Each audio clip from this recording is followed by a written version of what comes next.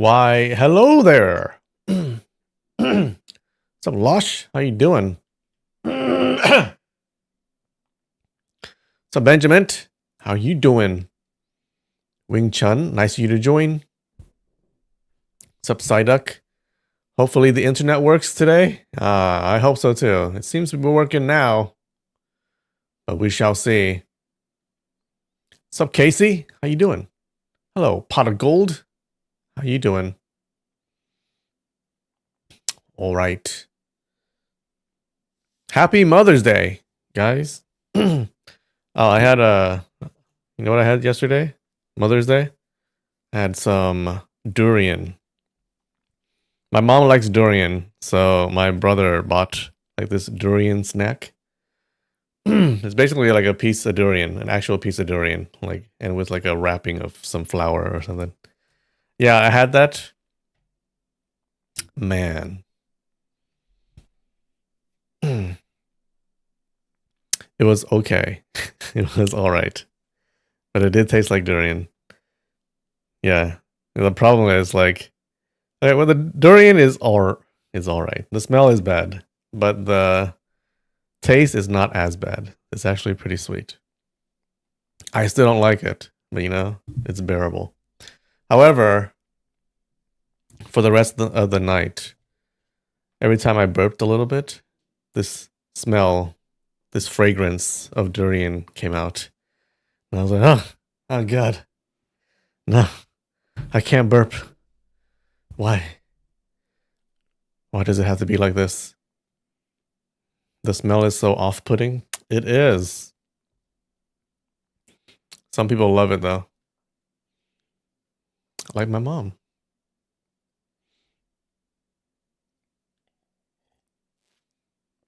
All right. Shall we?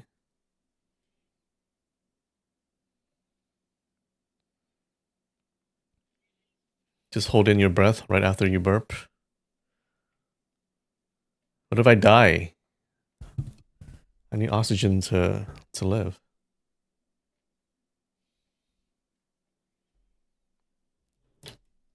What's up, Nikki? How's it going?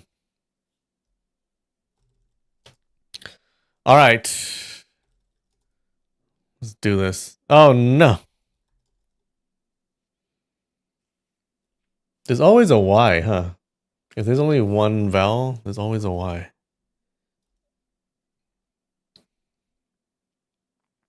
Is it heli? Probably not. Jelly. What about jelly? Okay.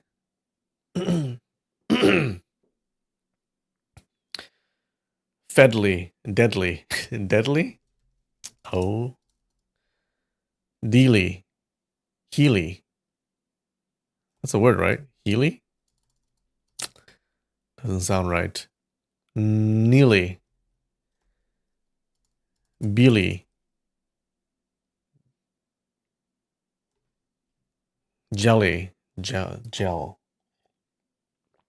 Gen. When. Den. Fen.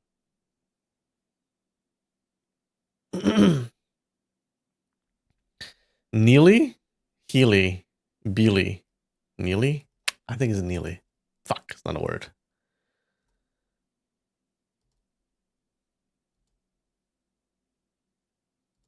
Venly. Venmo.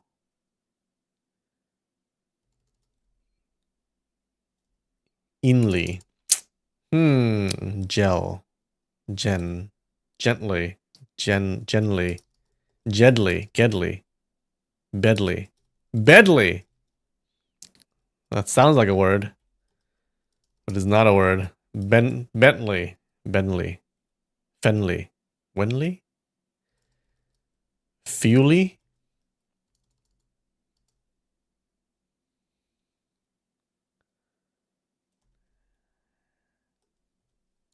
Heavily? Heavenly. Hexley. Hesley. Henley. Heg.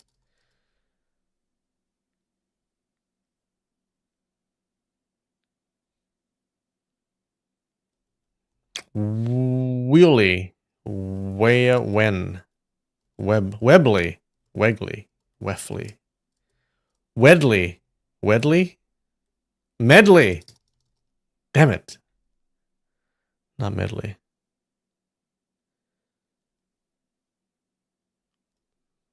Bedley. Vedley. Nedley. Nenley. Fenley. Fegley. Few. Fez. Fex. Flex. Flex.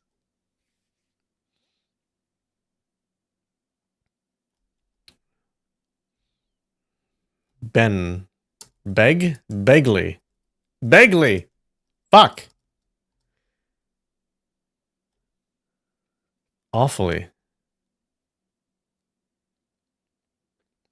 Bewley. Bewley. Newly.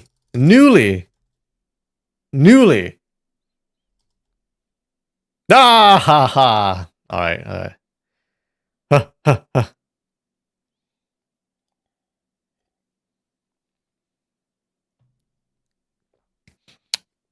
You'll be driving tonight, so you won't be any use for the puzzles? Oh no.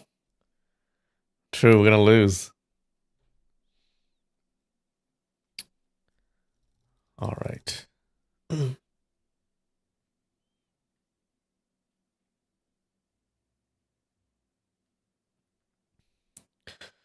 Alright, color, creep, shandy.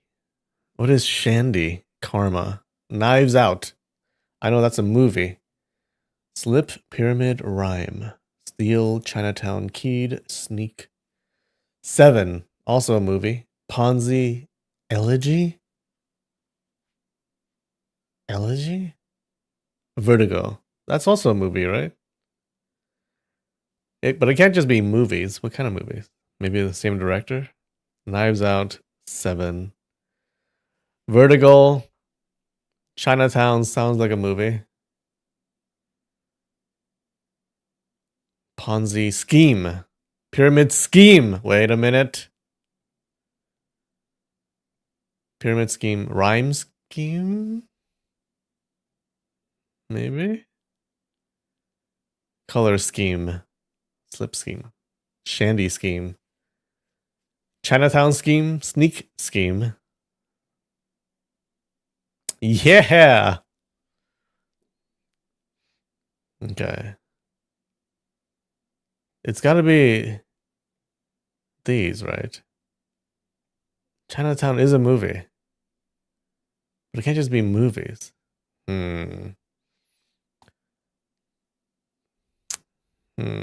I'll try it. Ah!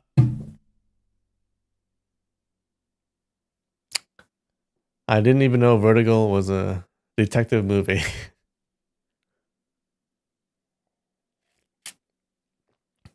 Wait, is Vertigo not... Oh, I'm thinking of the wrong movie. What was that movie where they were in space? Was it not called Vertigo? Steal...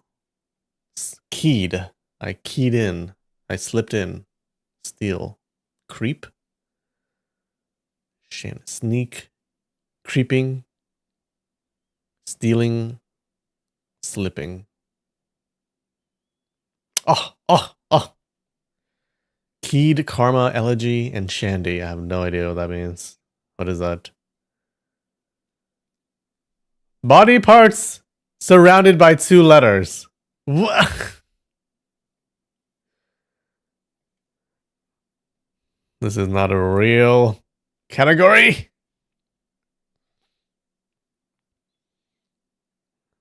Vertigo is Hitchcock. Oh, I knew that. Gravity. True. The space movie is called Gravity. Oh, I had Vertigo watching that in the movie theaters.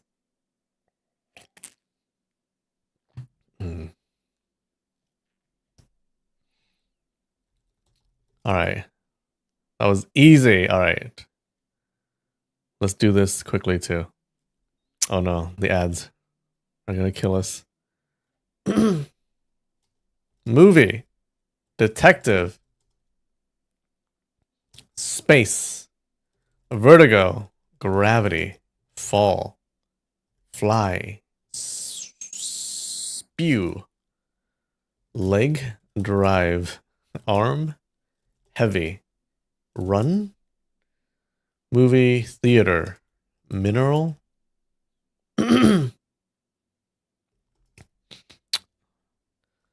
last, show, concept, category, concept, idea. Ah, what about a guess?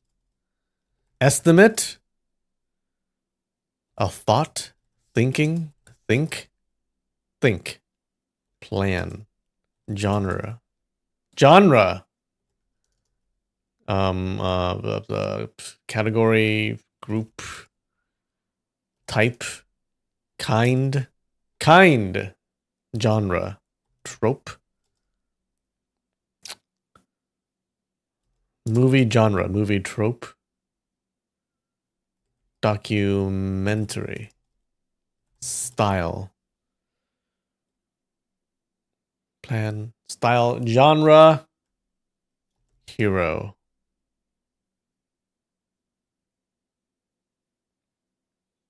A type of movie. Where we go? Horror. Independent.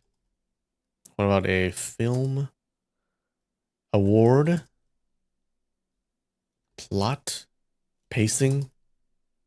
Writing. Written. Word. What?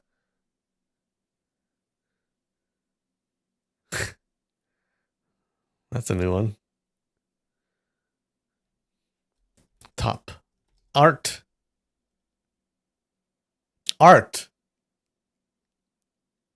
Robot. Stop hacking.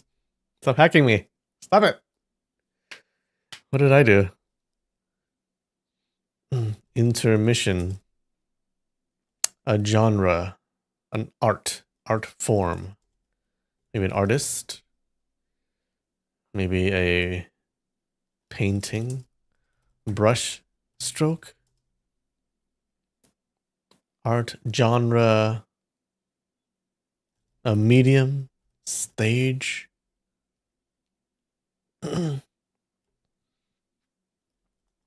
Topic.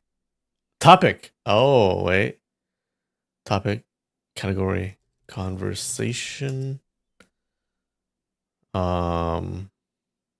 Meaning. Discussion. Genre. Subject. Oh. Object. Series. Book. Deal. Show. TV. Art, genre, a topic. Still all tepid, hey? Arts. Maths. As the British say. What about, wait. Other subjects. Science. Physics. Wait, class? Course? School? Scientific? Paper. Still tepid, huh? Noir. Fiction. Calculus. Non-fiction.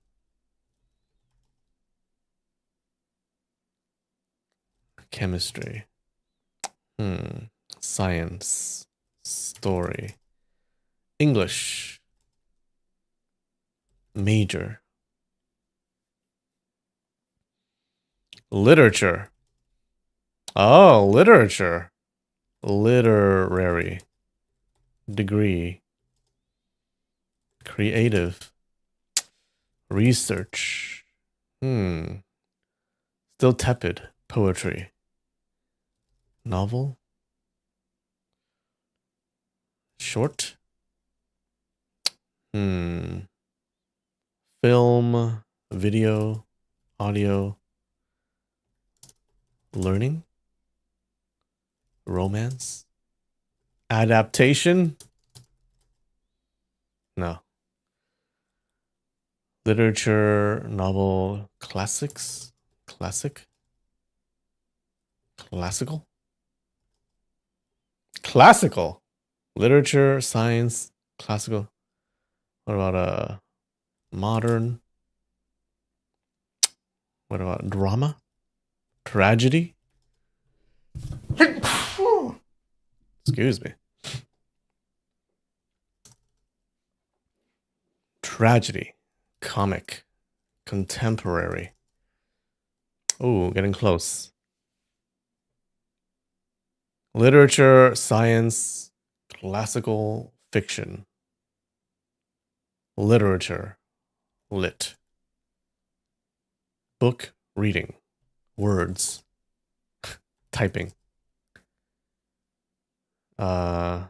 Create. Creation. Biography. Religious. Whoa! Is it religion? How much you want to bet? Okay. Whoa! We were like, look at this. Look at this graph. Look at this chart. We were tepid all the way up until this. And then we got it. Ah. It's like a breakout. Good job. 6 minutes! We're hella good. What were the closest words? Religious faiths. Faiths. That's a hard word to say. Faiths. Faiths. Spirituality. Religiosity. Morality. Atheism. Trinitarian. Is that belief in the Trinity? I've never heard of that before. Aren't all Christians Trinitarians?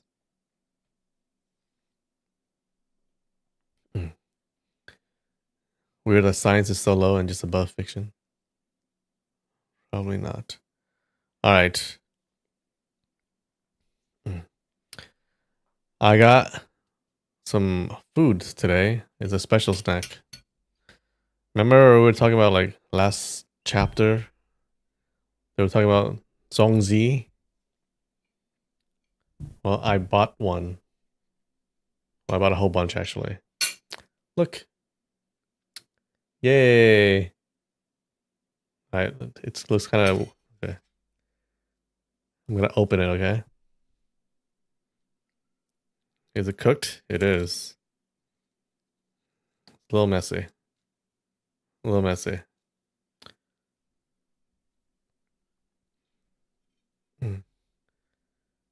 Have you always disliked bananas or have I had a bad experience? I've always disliked it. I don't know why. What kind of bad experience would I have with a banana? Huh? So this is it's zongzi, so it's like it's rice, but it also has millet in it.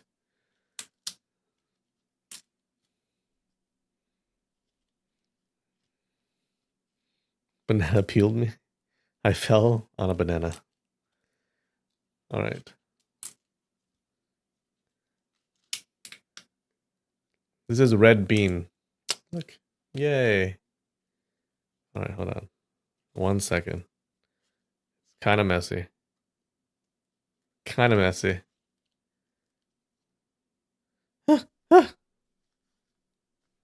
want to show you. It's made with this kind of leaf. See it? Yeah.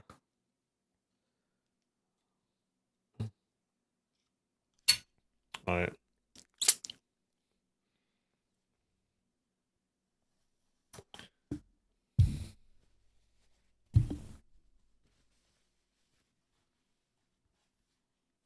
Eat it in the wrapper. That's too messy. I got a spoon. Ugh.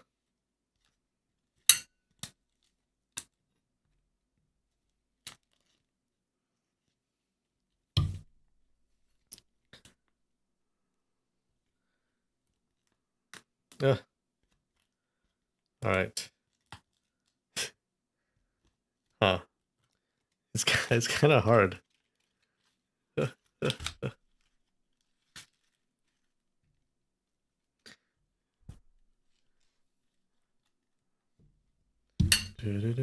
One second.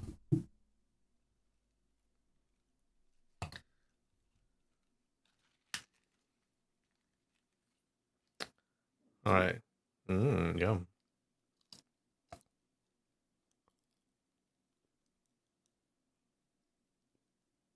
Mm.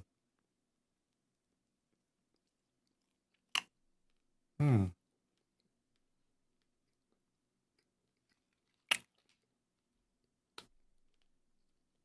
Crunch? There's no crunch. It's all right. Yum, yum, yum, yum, yum. It's all right. I taste a red bean. Red bean, not bad.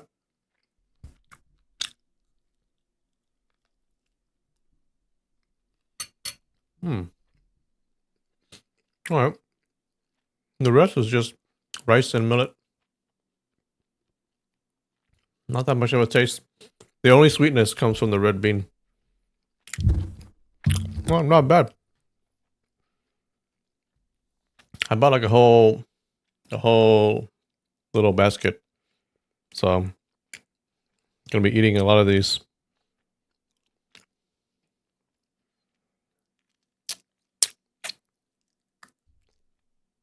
It's a solid 7, 6.8, maybe.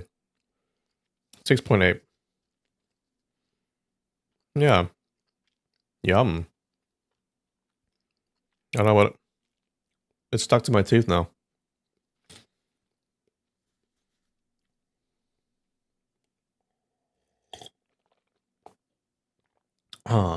Points off for time. Time to unwrap.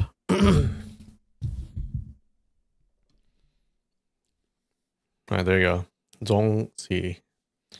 Zongzi. I don't know how to pronounce it.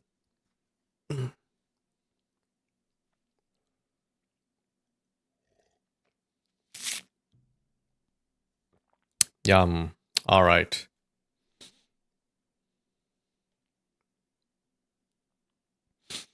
Let's get started. What happened last week? So last week, if you remember, Li Mocho is attacking our heroes, but we're saved by Huang Yashi.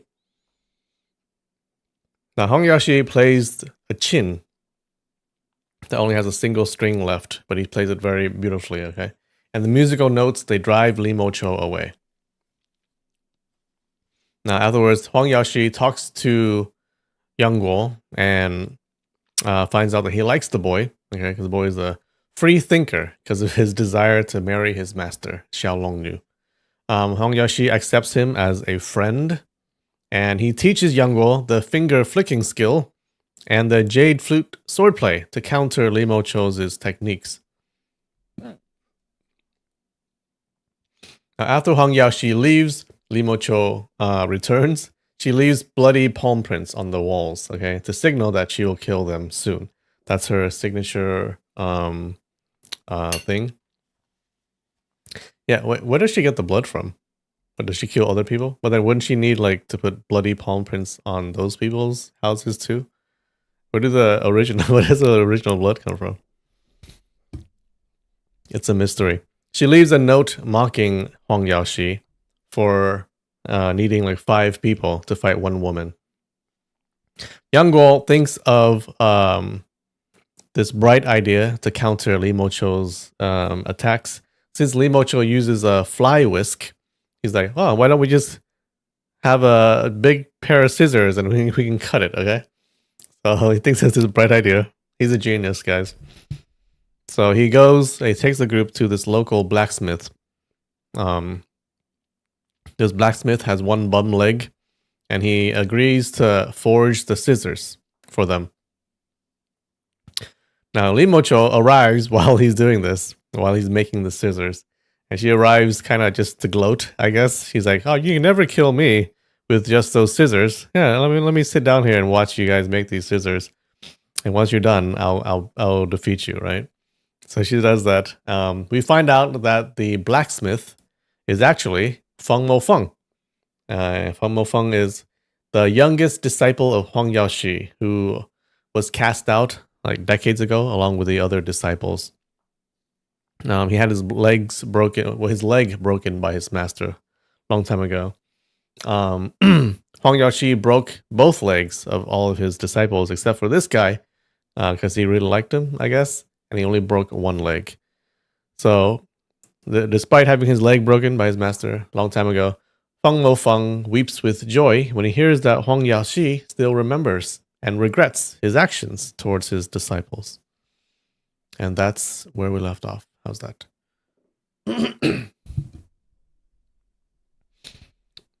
Acme scissors? Yeah. He could have made a new metal leg by now. True! He's a blacksmith. Could have done that. Met a cute old man for a change. Do you know he's cute? What if he's just like turns out to be a pervy old man? All right.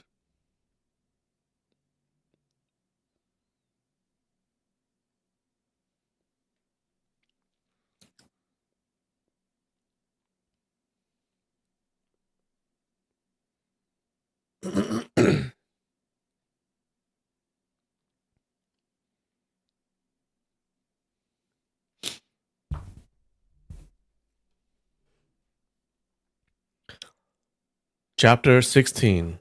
A father's murder, a hatred most deep.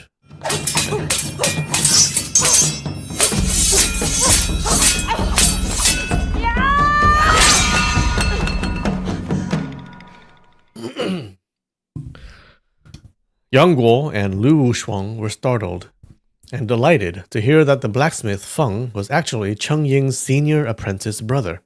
They thought that any disciple of Huang Yaoshi could not possibly have poor martial arts. To gain such a powerful ally in their moment of peril was a joy beyond expectation. Yeah.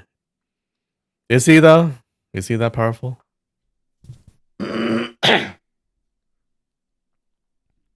Li Mo-cho said coldly, "Since your master has already expelled you from his school, why cling to the past?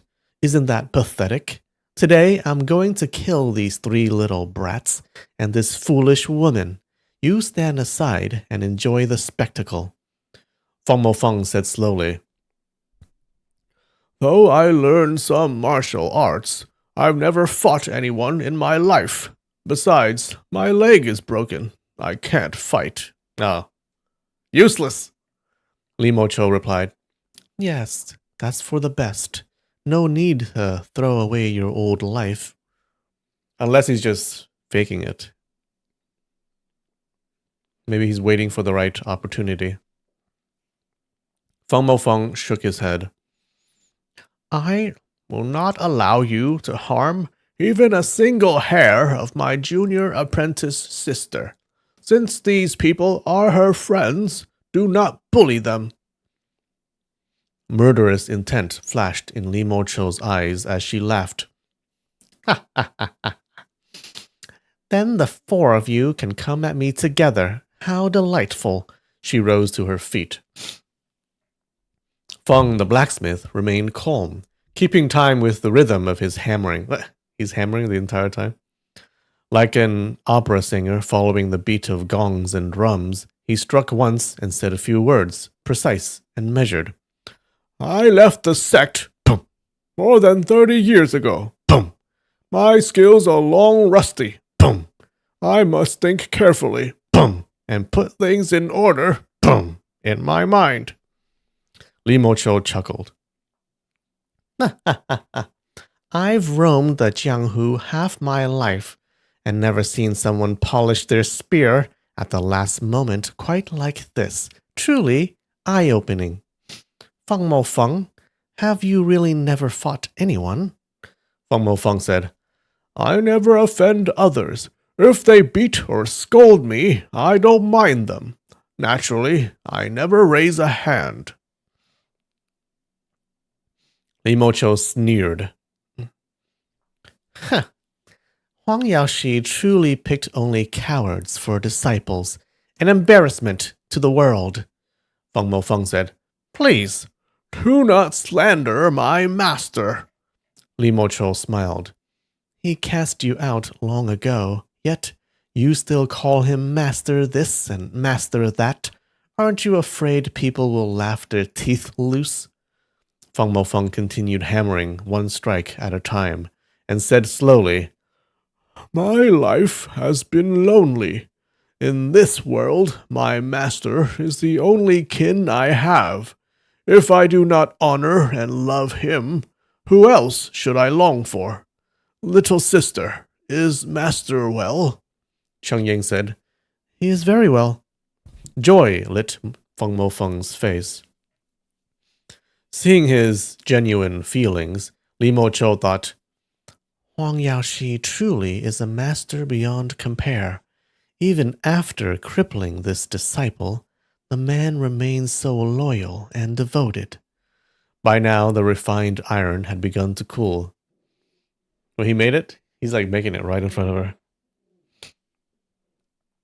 Feng, the blacksmith, placed it back into the furnace, but he was distracted and accidentally thrust his large iron hammer in.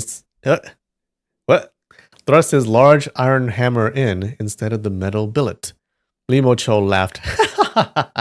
Feng, the blacksmith, take your time recalling your master's teaching. No need to panic. Feng Mofeng did not answer. He stared into the red flames, lost in thought. After a while, he even pushed the crutch tucked under his left arm into the furnace. Is he going to fight with those? Yang Guo and Lu Wushuang cried out at once. Hey, that's your crutch! Cheng Ying also shouted, Sing your brother! Feng Mofeng still gave no reply, his eyes fixed on the fire. Yet the crutch did not burn. Instead, it slowly glowed red. It was an iron staff. Before long, the hammer too was glowing red hot. But holding their handles, he seemed to feel no heat. Only then did Li Moqiu's contempt turn into caution. She realized this shabby-looking blacksmith possessed remarkable skill. Fearing a sudden attack, she swept her whisk in several rapid arcs to guard her vital points, then leapt out the door and called, Feng the blacksmith, come! Feng Mofeng stepped out at once. His movements were swift, nothing like one crippled. Planting the glowing iron staff on the ground, he said, Fairly, please stop insulting my master, and do not trouble my junior sister. Spare this miserable old blacksmith. Li Moqiu was stunned again. About to fight, yet you beg for mercy? She said, I'll spare you alone. If you're afraid, then simply don't interfere. Feng Mofeng clenched his teeth and said grimly, Very well. Then kill me first. As he spoke, his whole body trembled, fear mixed with determination. Li Moqiu raised her whisk and struck straight at his head. Feng Mofeng leapt aside, dodging with surprising agility. Maybe he can fight. But his arms trembled, and he dared not strike back. Li Moqiu pressed forward with 3 more moves, all of which he avoided with clever footwork. Yet, still, he never counterattacked. Yang Guo and the others stood to the side, watching for a chance to help. Seeing Li Moqiu's strikes grow tighter and sharper, they realized that Feng Mofeng truly seemed never to have fought anyone. Mild by nature, he could not bring himself to swing even a single blow with the red-hot hammer.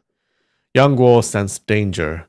Though this eccentric master possessed great skill, he had no will to fight. He had to be provoked. So Yang Guo shouted, Li Moqiu, why are you slandering the master of Peach Blossom Island as faithless, unfilial, cruel, and treacherous? Li Moqiu thought, when did I ever say that? She quickened her attacks without replying. Yang Guo shouted again, You claim he defiled women and abducted youths. Did you ever see such things with your own eyes? You claim he deceived friends and betrayed benefactors. Has anything like that ever truly happened? Why do you spread false rumors across the Jianghu, ruining Island Master Huang's good name? Cheng Ying was bewildered. Feng Mofeng, however, was already boiling with fury. A rush of boldness surged up within him. Hammer and iron staff struck out at the same time. Balancing on his left foot in a stance like golden rooster stands alone, he seemed nailed to the earth, firm and steady, driving the hot hammer and staff toward Li Mo Chou with a wave of scorching heat. That's pretty badass. It's fighting with like red hot steel or iron. Seeing the ferocity of his charge, Li Mo Chou dared not meet him head on. She leapt and twisted away, searching for an opening to counter. Yang Guo shouted, "Li Mo Chou, you call the island master of Peach Blossom a shameless fraud. I think you're the shameless one." The more Feng Mofeng listened, the angrier he became. Hammer and staff swept and pressed in from all sides, unstoppable. At first, his movements were clumsy, but as the fight wore on, they grew smoother and smoother. They might not need scissors after all. Maybe. Their internal strength was not far apart, but Li Mo Chou had roamed the Jianghu for decades and fought hundreds of battles. Her experience surpassed his 100-fold. After exchanging 20 or 30 moves, she understood that though Feng Mofeng's strength was not weak, his experience was sorely lacking. With only one good leg, he would certainly lose if the fight dragged on. So she resolved to wear him out, then counterattack once his fierce momentum ebbed. Indeed, after another dozen rounds, Feng Mofeng's anger cooled, his fighting spirit faltered, and he began to fall behind. Delighted, Li Mo Chou swept her whisk hard toward his chest. Feng Mofeng blocked with a horizontal swing of his hammer. Her whisk curled around the hammerhead in a sudden twist. Li Mo Chou's signature weapon-snatching move. Can you snatch a red-hot hammer? With one yank, the hammer should have flown from his hand. But instead, there came a series of sizzling sounds and a burst of acrid smoke. The tail of her whisk burned through and snapped apart. All right. Don't need hammer. Sorry, don't need scissors. Shouldn't she have noticed? Yeah, why would you do that, right? She saw that the weapon is like red hot.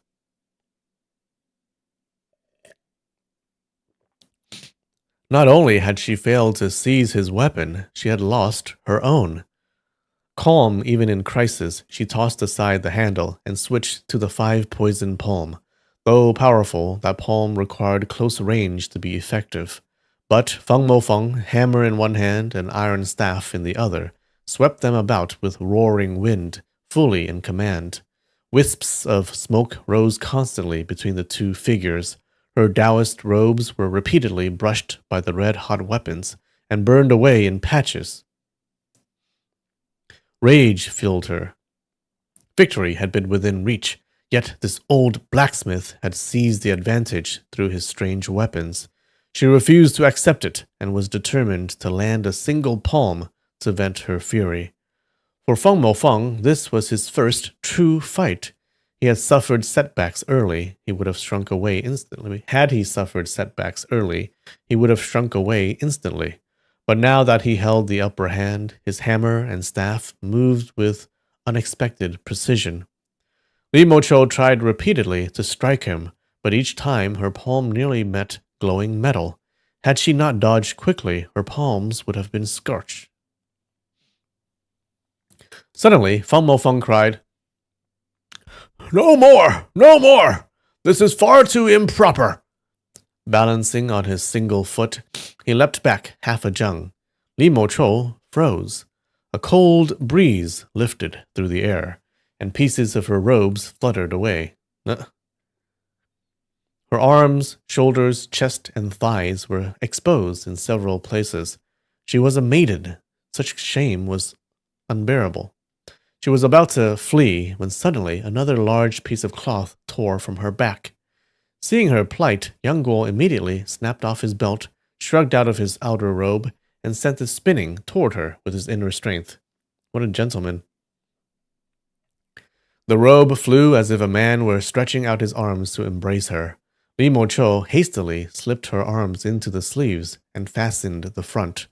Though she had witnessed countless great battles in her life, she now found herself flushed and pale by turns, overwhelmed with shame and shock. Unsure whether to continue fighting, she thought, "If we fight again, this robe will burn as well. I'll have to swallow this humiliation for now." She nodded to Yang Guo in thanks for the robe, then turned to Feng Mofeng and said, "Using such bizarre weapons truly marks you as Huang Yaoxi's direct heir in his wicked ways. Tell me honestly, if we fought with proper martial arts, could you beat me? Could any disciple of Huang Yaoxi defeat me in an honorable, upright duel?" Feng Mofeng said frankly, "If you hadn't lost your weapon, then, given enough time, you would have defeated me." Li Mo replied proudly, "Good that you know it. What I wrote, 'The disciples of Peach Blossom Island relies on numbers to win,' wasn't wrong." Feng Mofeng lowered his head in thought. After a moment, he said, "That is not so. If my senior brothers Chen, Mei, Chu, or Lu were here, any one of them surpasses you. Not to mention senior brother Chen and senior brother Chu, whose skills were extraordinary. Even senior sister Mei Chaofeng, though a woman, would not lose to you." Li Mo sneered. "All dead and gone. Who can prove it? Huang Yaoxi's skills are only so-so. I had hoped to witness the famed abilities of his daughter, Madame Guo, but by extrapolation, that won't be necessary." She turned to leave.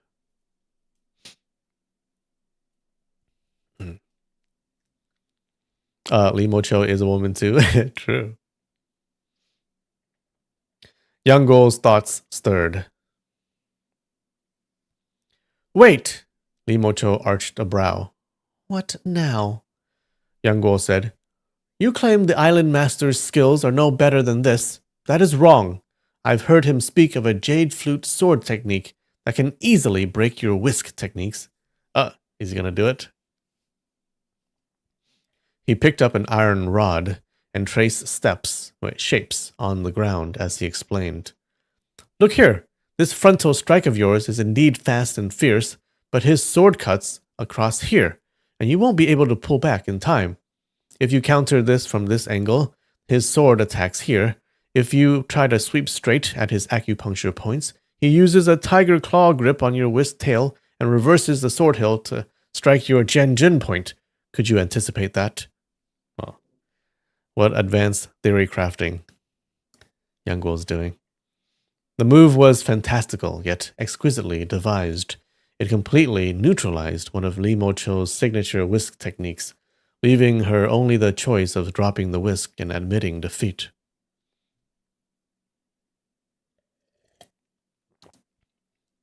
You can't just say how I'll defeat you. You gotta actually do it, no? Yang Guo continued, demonstrating as he spoke. "As for your 5-poison palm, Island Master Huang keeps his fingernails long. With a simple deflection, when your palm strikes, he uses his finger flicking skill. His nail snaps against your palm like this. Wouldn't your hand be crippled on the spot?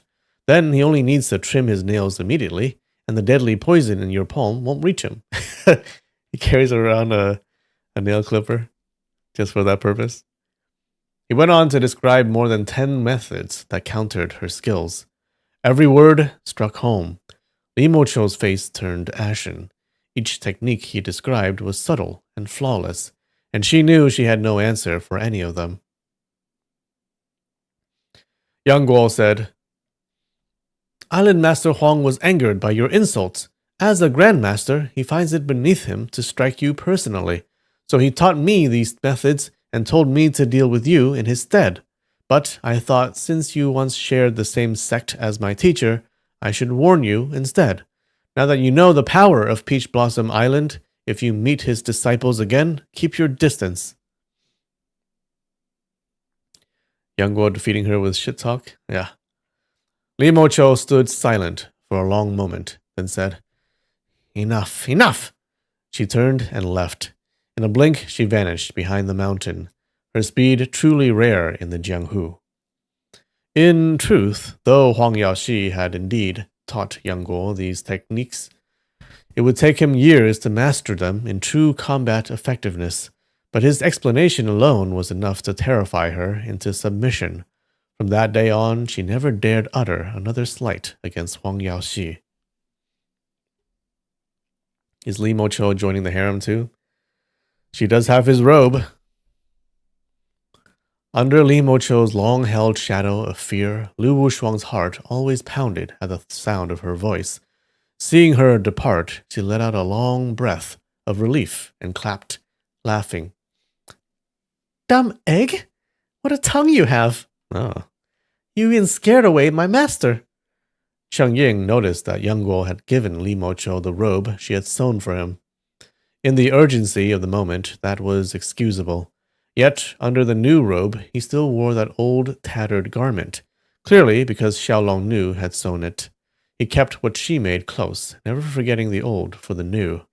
A faint ache rose in Cheng Ying's heart, though she pretended not to mind. The four of them returned indoors to check on the foolish Gu. Just as they stepped through the door... Why is it called the foolish Gu now? Stop changing the name.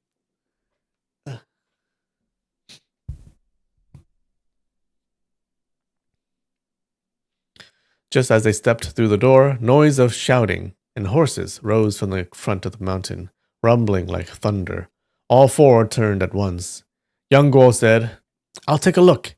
He leapt onto his horse, rode through the mountain pass, and after several li reached the main road. Dust billowed, banners filled the sky. A large Mongolian force was marching south, iron bows and long blades rolling forward like a tide. Yang Guo had never seen an army on the move. The sweeping, fearsome sight stunned him. 2 soldiers waved long knives and shouted, Hey, barbarian! What are you staring at? They charged toward him. Yang Guo wheeled his horse and fled. The 2 soldiers drew their bows, 2 sharp whistles, and arrows flew at his back. Yang Guo caught them with a backward sweep of his hand. Their force was tremendous. Without martial skill, he would have been pierced through. The soldiers, seeing such ability, reined in their horses in fright, not daring to pursue. Yang Guo returned to the smithy and reported what he had seen.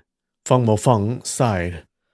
Hey, so the Mongolian army truly marches south. The people of our land will suffer.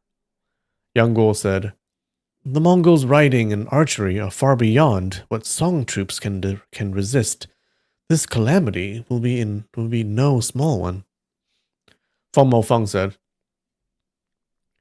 Young Master Yang, you are in the prime of life. Why not return south and join the army to resist the invaders? Yang Guo was startled. No, I must go north to find my auntie. With the Mongol forces so vast, what use is one man? Feng Mofeng shook his head.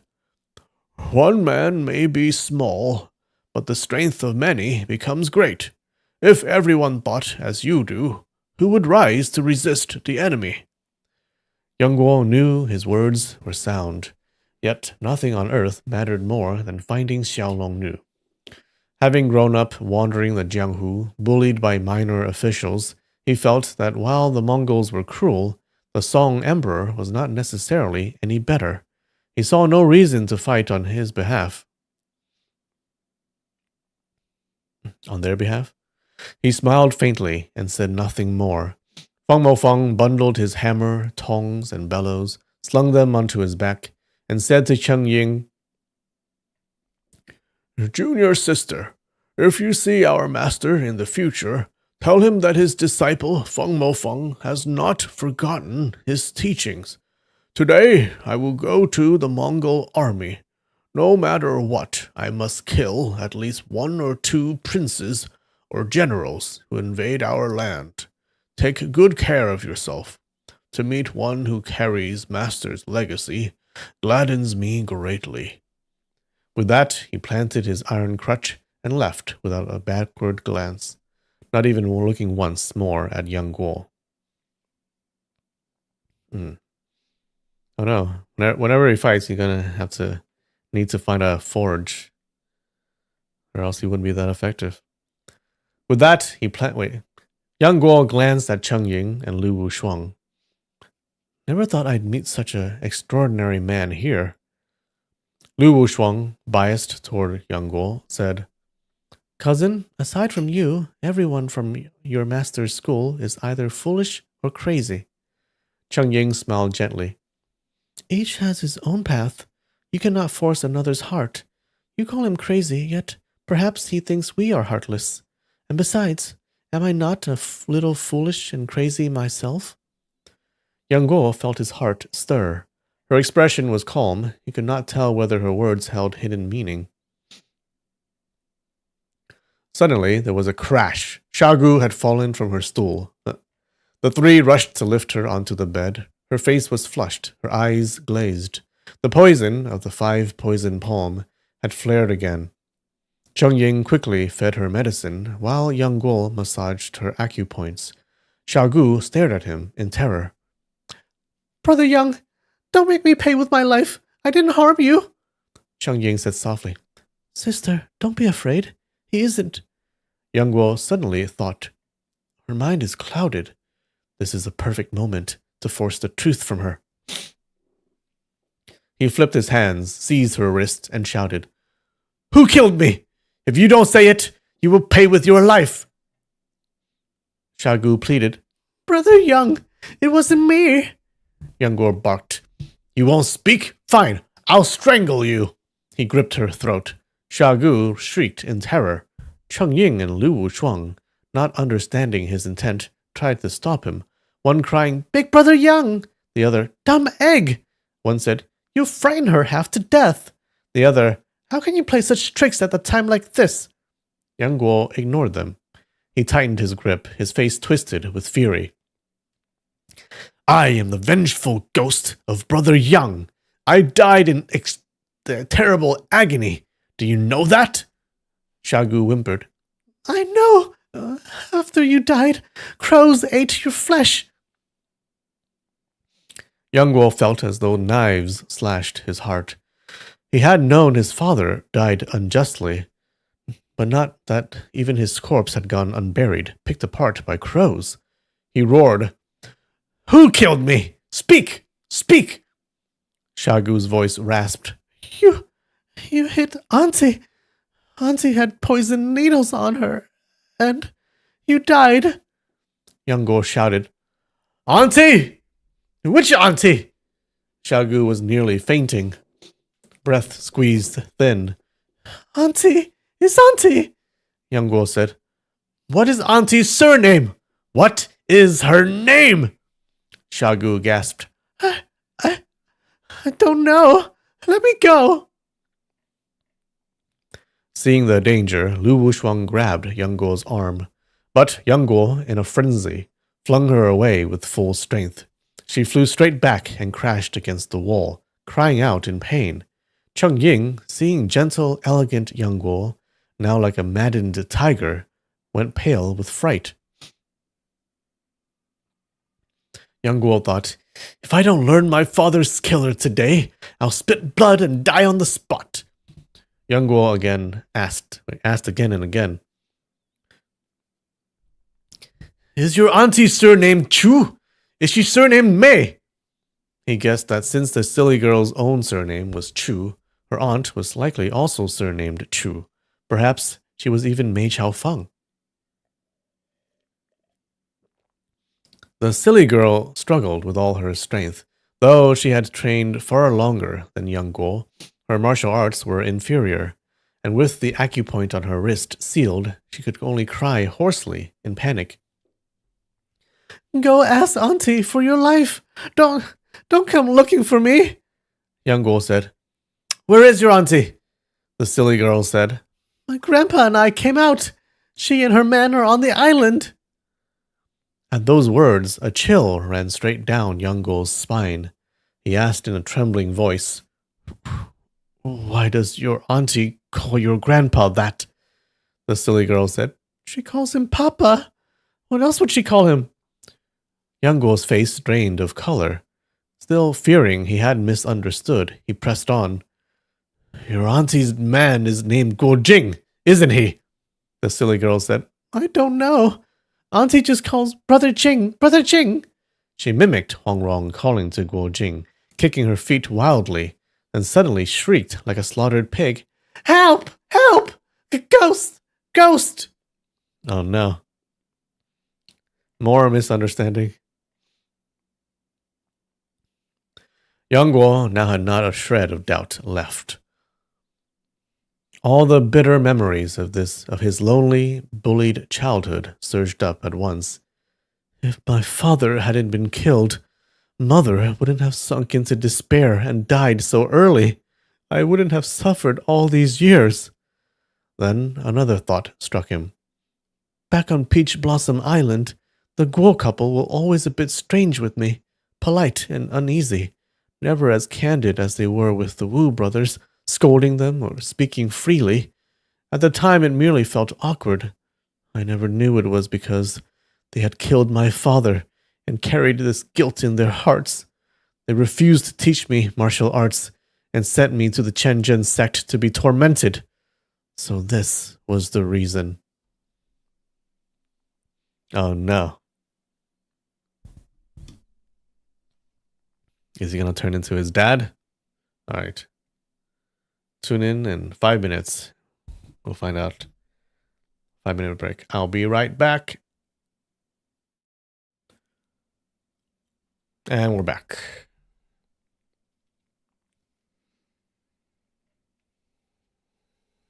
Alright. Fury and grief crashed together within him. His legs nearly gave out. The silly girl let out a loud cry and leapt off the bed. Cheng Ying walked to Young Guo's side and said softly, Sister Silly has always been muddle-headed, you know that. Ever since she was injured, she's spoken even more wildly. Don't believe her. But in her heart, she too felt the silly girl had spoken the truth, and she knew her words of comfort were useless. Seeing Young Guo's face twisted with anguish and fury, she could hardly bear it. Young Guo heard none of it. He stood stunned for a long moment, then suddenly dashed out the door, vaulted onto his thin horse, clamped down with both legs, and the horse shot forward, covering dozens of yards in an instant. Faintly behind him came shouts of, Dumb egg! And, Brother Young! But he paid no heed. Only one thought roared within him. I must avenge! I must avenge! He galloped madly for over an hour, covering dozens of miles. Suddenly, his lips throbbed with pain.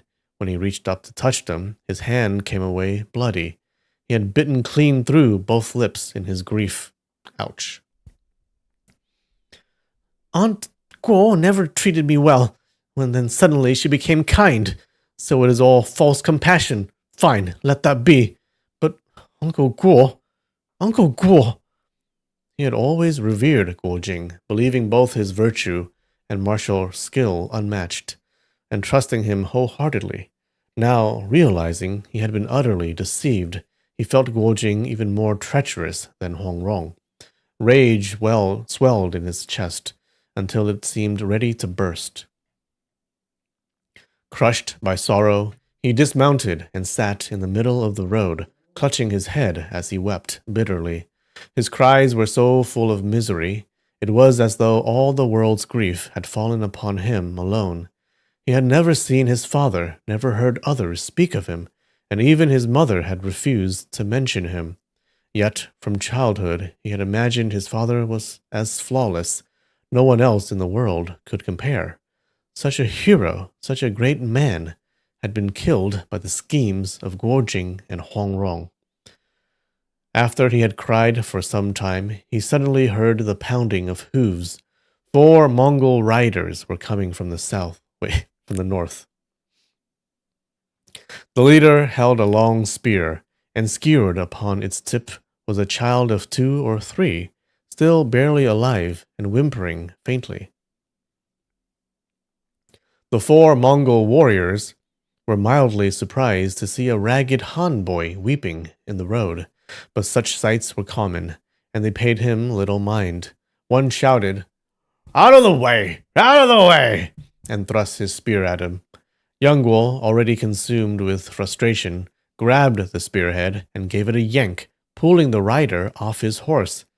With a sweep of the spear, he sent the man flying more than a yard away, his skull shattering as he hit the ground. Damn.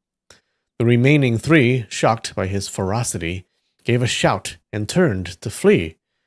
There came a heavy thud. The infant had fallen to the ground. Young Guo lifted the child. It was a Han infant, plump and fair, exceedingly adorable. The spear had pierced its belly. Oh no!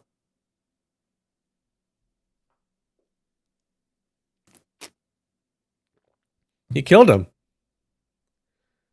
Though it had not died at once, it could no longer be saved. Its tiny mouth still uttered faint cries, as if calling for Mama. His own grief overflowed into pity. Holding the half-dead child, he wept again. Seeing the infant's unbearable suffering, he gently struck its chest, ending its pain. Using the Mongol warrior's spear, he dug a small pit to bury the body. He killed it! Oh no.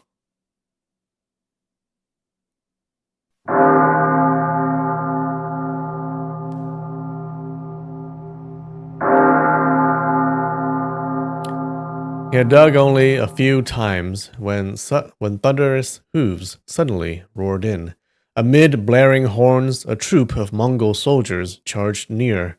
Young Guo mounted his horse, the dead infant in his left arm, the long spear in his right. The thin horse was a seasoned war mount. Sensing battle, it neighed sharply and charged toward the Mongols. Young Guo thrust again and again, felling 3 or 4 men. But the enemy surged in endless numbers. He turned his horse and fled. Arrows swarmed like locusts behind him, but he swept them aside with his spear. The thin horse ran with astonishing speed, soon leaving the pursuers far behind. Yet it did not slow, galloping wildly through the wilderness. After some time, as dusk approached, young Guo reined in and looked around. Tall grass reached his shins. Jagged rocks loomed. A hazy evening mist covered the desolate wilds. Not a sound of man or bird could be heard. He dismounted, still holding the dead infant. Its face looked almost alive, but twisted with unbearable pain. A deep sorrow welled within him. This child's parents must have loved him as their own life. Now he is gone, unaware of anything, and his parents will be torn apart with grief. These cruel Mongol soldiers march southwards. How many men, women, and children will die in their wake?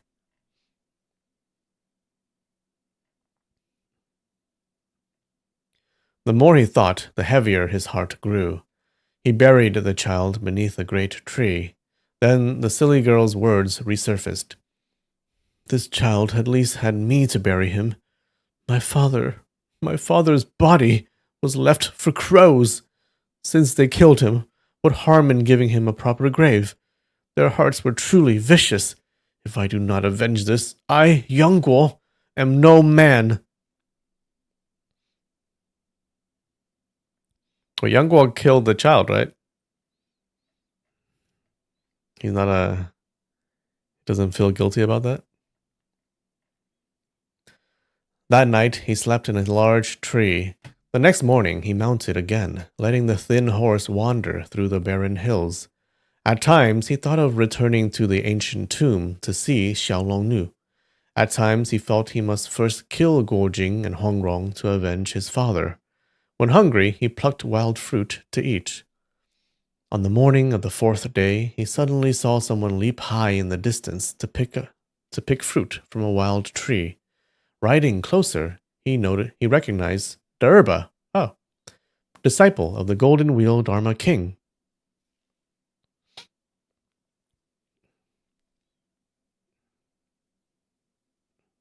The baby would have had a slow death if he didn't. I thought he. Wait, did I misread that? I thought his spear pierced the baby.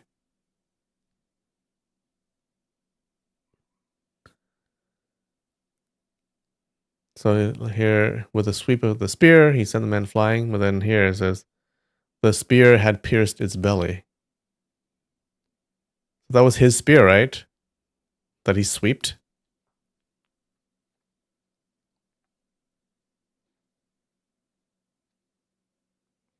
The baby was already on a spear? Oh, did I not catch that?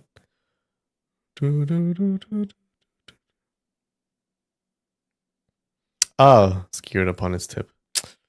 Yikes.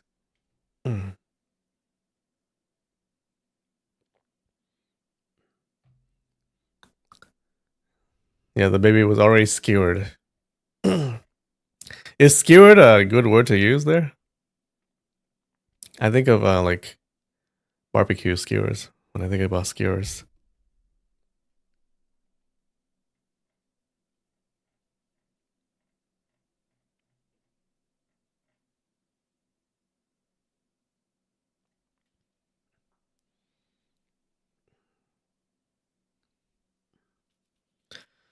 All right, we see Darba again.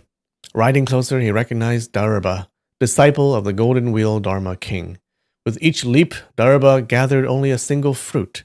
Growing impatient, he finally struck the trunk several times, snapping the tree in half and harvesting all the fruit into his arms.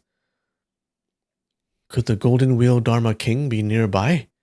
Youngguo bore the Dharma King no true grudge. He's gonna join the Dharma King's side? Oh no. I'm not sure where this is going.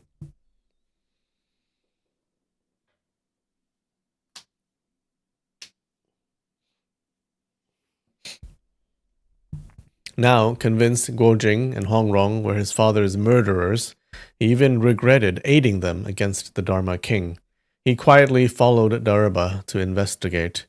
Darba strode swiftly toward a ravine.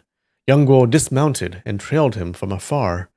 Darba entered the dense forest, climbing even higher, and Young Guo followed him up a mountain peak.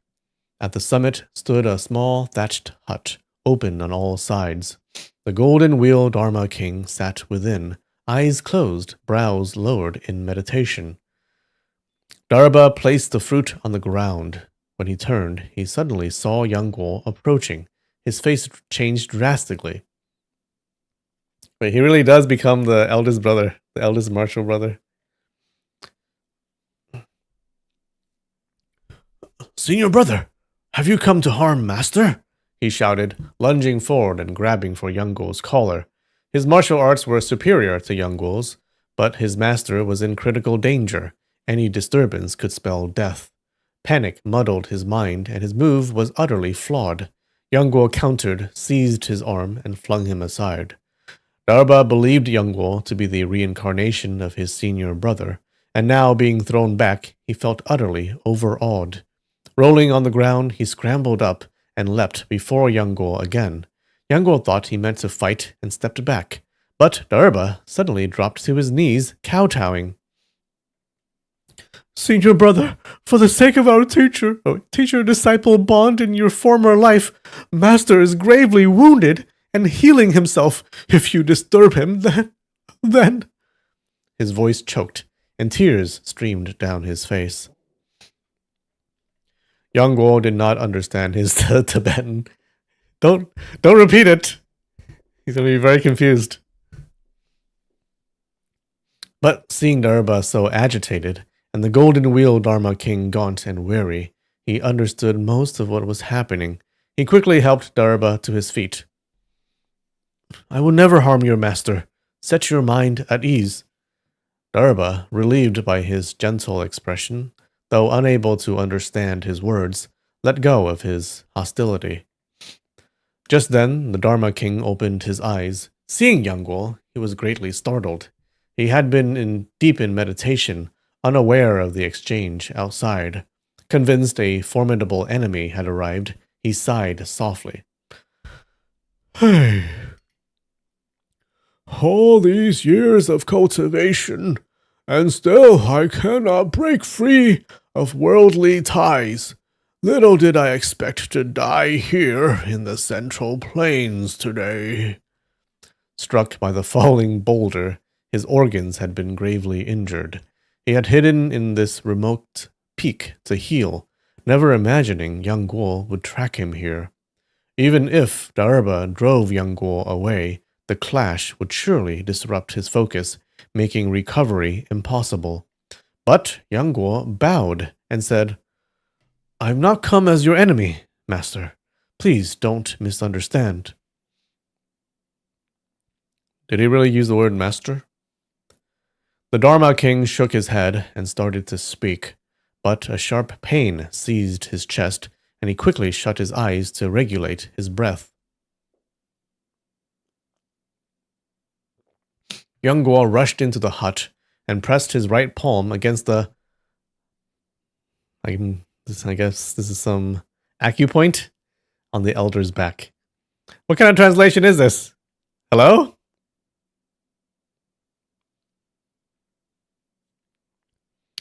People would call monks master. Ah, true. I do know that. In Vietnamese, too. This point lay below the seventh vertebra, a major point along the Du meridian. Darba, seeing this, blanched in terror and swung a fist toward Yang Guo. Yang Guo raised his left hand and signaled him with his eyes. Darba saw his master's unchanged expression. There was even a faint smile, and lowered his fist. The Ji Yang acupoint? Okay. Yang Guo's cultivation was shallow, and he knew nothing of the Tibetan school's inner arts. Feeling the faint flow of energy within the Dharma King, he quietly sent a warm surge up through the Lingtai, Shundao, Shunchu, and Taodao points, and down through Jinshu, Zhongshu, Jizhong, and Xuanshu, doing all he could to support the Du meridian. Darba, though strong, trained only in external arts, and had been helpless during these days. Now, freed of distraction, the Dharma King sent his chi through the Rin meridian to tend his wounded chest and abdomen. After an hour, the pain eased greatly, and color returned to his face. He opened his eyes and nodded to Yang Guo in thanks. Layman Yang, why have you suddenly come to my aid? Yang Guo did not hide anything. He recounted learning that Guo Jing and Huang Rong had murdered his father, his resolve for vengeance, and how he had followed Darba up the mountain by chance. The Dharma King knew the youth was clever, and that few of his words could be fully trusted, but Yang Guo had chosen to help him at a moment when killing him would have been effortless, showing no ill will. So, you carry such a deep blood feud, but Guo Jing and his wife are masters of the highest order. Avenging this, I fear it will not be easy. Yang Guo was silent for a while. Then my father and I will simply die at their hands. So be it, the Dharma King said. At first, I fancied myself invincible, and meant to crush the heroes of the Central Plains alone, seizing the title of Martial Alliance Chief. But these Chinese fighters care nothing for single combat. When they swarm in numbers, plans must change. Once I recover, I'll gather other great masters. With strength on our side, the Central Plains won't dare rely on numbers, and victory can be decided fairly. Would you join us? Yang Guo was about to agree, but thoughts of Mongol slaughter flashed before him. I cannot help the Mongols. The Dharma King shook his head. To kill the Guo couple on your own will be harder than hard. Yang Guo pondered for a long time. Very well. I'll help you seize the position of Alliance Chief, but you must help me avenge my father. The Dharma King extended his hand. A man's word is his bond. Let us seal this with our palms. They struck palms 3 times, forging their pact. They did high fives. Yang Guo said, I will help you win the chief's seat, but if you aid the Mongols in attacking the south and slaughtering innocents, I will not take part. The Dharma King laughed. Each man has his own path. I will not force you. Brother Young, your martial arts are varied and many. Forgive an old monk's frankness. Gathering from all schools is impressive, but it can leave one scattered and impure. Which skill are you best at? What art will you use against Guo Jing and his wife? These words left Yang Guo speechless. His life had been filled with strange encounters, and his nature was greedy for mastery. He had learned arts from the Chenjin sect, Ouyang Feng, the ancient tomb, the 9 Yin manual, Hong Qigong, and Huang Yao Xi. Each of these skills was profound beyond measure. Even a lifetime of effort might not reach their limits. Yet he had only plucked a scale here and snatched a claw there, never pushing any one art to true mastery. Against lesser opponents, his techniques dazzled, but before true experts, he always fell short, even weaker than Darba or Huoju.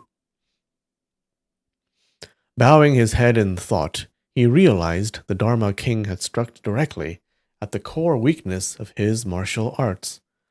Then he thought, I've already vowed to spend my life with Auntie.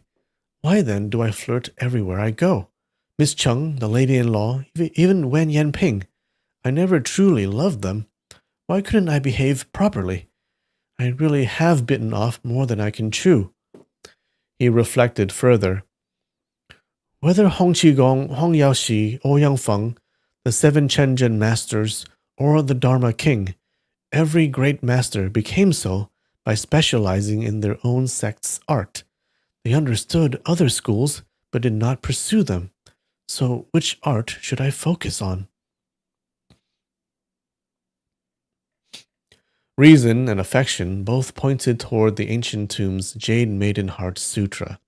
Yet, how could he ignore the brilliance of Hong Qigong's dog-beating staff, or Hong Yaoxi's jade flute swordplay, and his foster father's toad stance, the reverse flow meridians, and the marvels of the 9 Yin manual, each one sufficient to make his name resound through the world.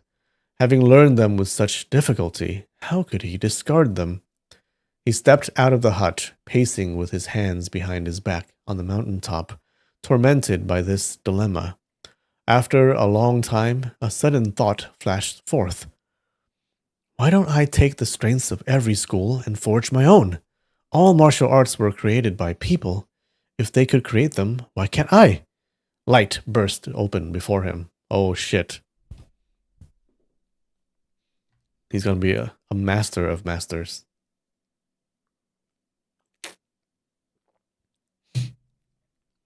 From morning till noon, and from noon until deep night, he pondered without food or drink.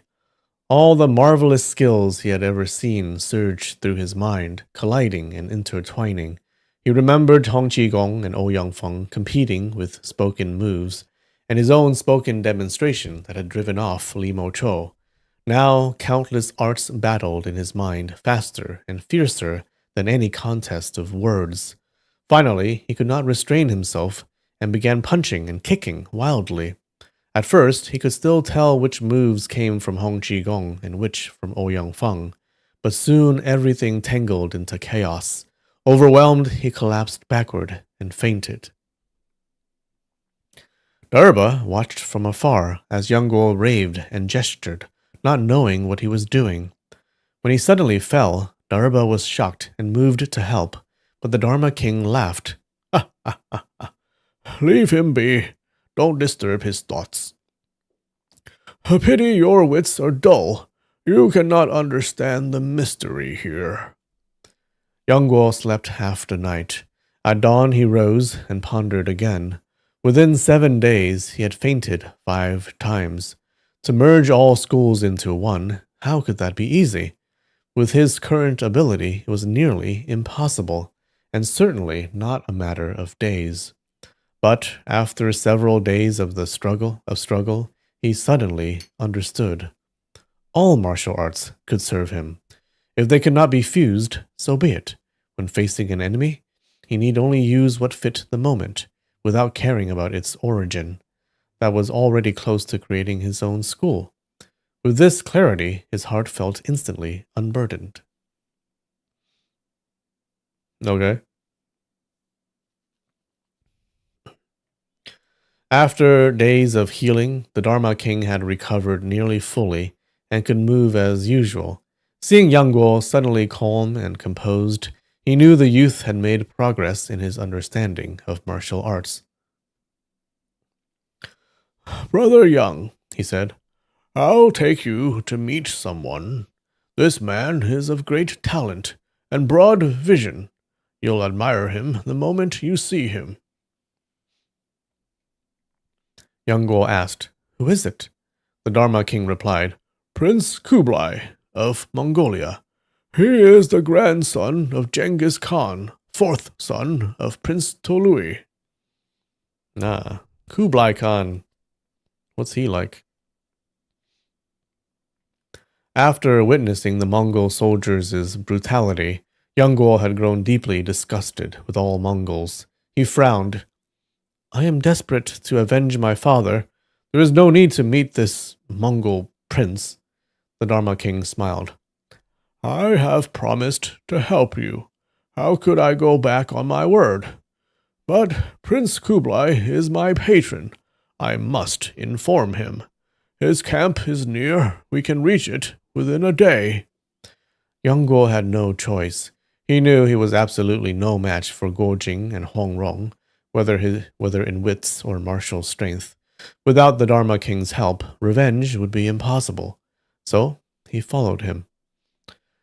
As first national protector of Mongolia, the Dharma King was greatly respected. The soldiers immediately announced his arrival. Mongols lived in felt tents for generations. Even in cities, they disliked houses. So Kublai also lived in a large command tent. The Dharma King took Yang Guo by the hand and led him inside. Yang Guo saw that the tent was twice the size of an ordinary yurt, though its furnishings were simple. A young man of 25 or 26, bareheaded and dressed plainly, sat reading. Seeing them enter, he rose at once with a warm smile. "It has been many days since I last saw the national master. I have missed you." The Dharma King said, Prince, allow me to introduce a young hero.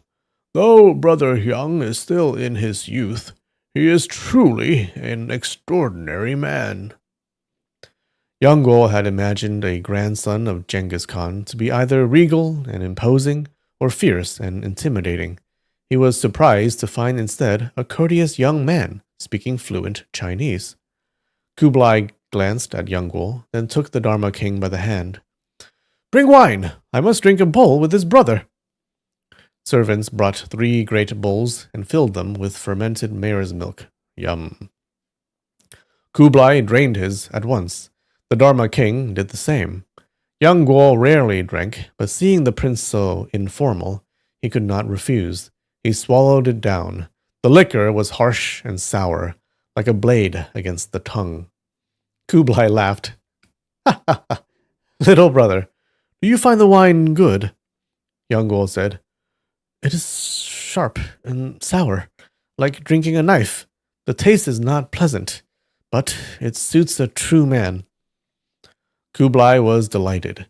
He called for more wine. And the 3 each emptied 3 bowls. Yang Guo relied on his strong inner power and showed not the slightest reaction. Kublai clapped his hands. "National master, where did you find such a fine talent? He is a blessing to our great Mongolia. The Dharma King recounted young Guo's experiences, greatly elevating his status, implying he was a leading figure of the Central Plains. Young Guo, flattered despite himself, felt a faint swelling of pride. He was famous for defeating me. Kublai had long since stationed in the Central Plains, charged with conquering the Song dynasty. He admired Chinese culture, read the classics, drew scholars to his side, and recruited martial experts as guests to plan the southern campaign. If it had been someone else, Yang Guo's youth might have caused doubt, but Kublai's insight was exceptional, his mind broad, and he trusted the Dharma King implicitly. Pleased, he ordered a lavish feast. Soon the banquet was arranged, filled with Mongol and Chinese dishes. Kublai said to his attendants, "Invite the heroes staying in the hall of worthies." The attendants left. Kublai said, "Several remarkable guests have arrived in recent days, each with unique abilities. Fortunate, indeed, for our nation. Yet none compares to the national master and young Lord Yang in their mastery of both pen and sword." As he spoke, the attendants announced the guests' arrival. 4 men entered. The first was tall and gaunt, face bloodless like a living corpse. Kublai introduced him as Xiao Xiangji, a famed figure of Hunan's western regions. Now, is this the new group of minions? Like when Yan Hongli had? The second was extremely short and pitch black, a master from India named Nimo Xing. Behind them came 2 more, one a giant over 8 feet tall, thick-limbed, dull-eyed, wearing a foolish grin. The other a high-nosed, deep-eyed Westerner with curly hair and yellow beard, dressed in Chinese robes, his body glittering with pearls and jade. Kublai introduced them. The towering man was a Muslim from Xinjiang, named Ma Guangzhou. The foreigner was a Persian merchant, descended from 3 generations of jewel traders in Bianliang, Chang'an, and Taiyuan, now using the Chinese name Yin Ku Xi. Nimo Xing and Xiao Xiangji, having heard that the Golden Wheel Dharma King was Mongolia's first national master, looked him over coldly from head to toe, clear disdain on their faces. Seeing that Yang Guo was only a youth, they assumed he was merely the Dharma King's disciple or grand disciple, and paid him no mind. After several rounds of wine, Nimo Xing could no longer hold back and said, I'm not doing an Indian accent, okay? "Prince, the great Mongol Empire is vast. Since this big monk is the first national master, his martial arts must be very, very great. We would like to have a look." Kublai only smiled and said nothing. Xiao Xiangji added, "This brother Nimo Xing comes from India. The Tibetan arts came from India. Could it be the disciples had surpassed the master? I'm not quite convinced." The Golden Wheel Dharma King saw the bright, penetrating gleam in Nimo Xing's eyes and the faint bluish hue on Xiao Xiangji's face, and knew both possessed deep internal strength. Yin Kuxi was giggling and acting the part of a vulgar merchant, but the more useless he appeared, the more likely he was concealing real ability. He too could not be underestimated. Only the giant Ma Guangzhou was of no concern. The Dharma King smiled faintly and said, "This humble monk was granted the title of National Master by the Great Khan, and His Highness the 4th Prince. In truth, I feel quite unworthy." Xiao Xiangji said, "Then you ought to step aside and yield the seat to someone worthier." As he spoke, he slanted a glance at Nimo Xing, a thin, cold smile at the corner of his lips. The Dharma King reached out with his chopsticks and lifted a large, fatty piece of beef. He smiled and said, "This is the fattest piece in the dish. I had no intention of eating it, but a casual reach brought it up. In Buddhism, we call this a karmic chance. If any of you gentlemen are interested, feel free to take it. He held his chopsticks poised over the platter, waiting. Oh, and we'll stop there. All right. We're going to fight over a piece of beef. Who will win? I think the Dharma King will beat them all. All right. How'd you guys like that episode? What do you think about Young Guo turning to the dark side, huh? Do you like that? How long is this going to last? More misunderstandings.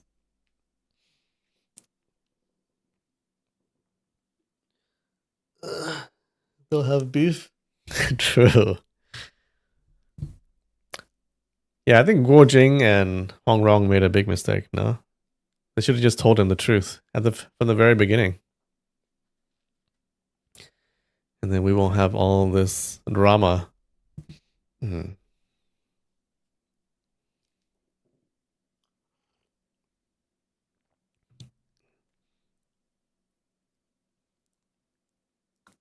The truth is kind of complex, you know? I think Hong Rong could do it.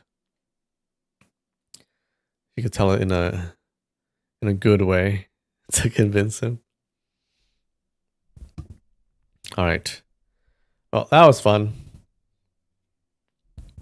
Let's see what happens. Let's see how strong this new group of 4 is. These new minions from all over the world.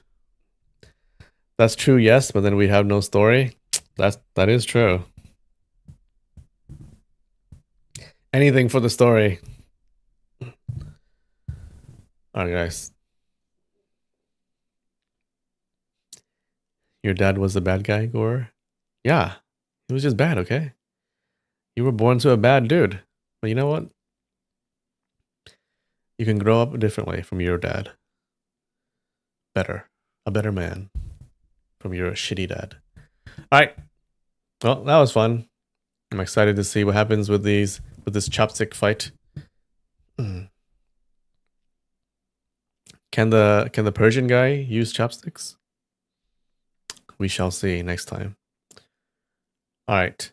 Thanks for joining. I love you. I'll see you next time. All right. Bye. Just trust us.